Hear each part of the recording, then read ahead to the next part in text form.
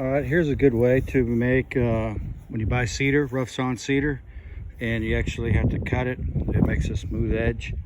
And when you go to stain it, it doesn't absorb the stain. So in other words, you get a lighter color stain on the cut edge versus the one that comes from the factory. So what I did is I just got a block, a couple of 6" per inch jigsaw blades, and kind of made a groove, pounded them on in there, and then it's kind of like a little sanding block.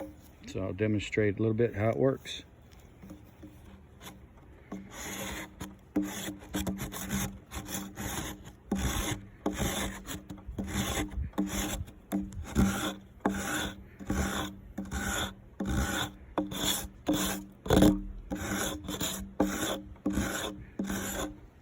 There you go. Now when you stain it, it's nice and rough sawn, just like the factory. You'll never be able to tell that it's done or that it's been cut.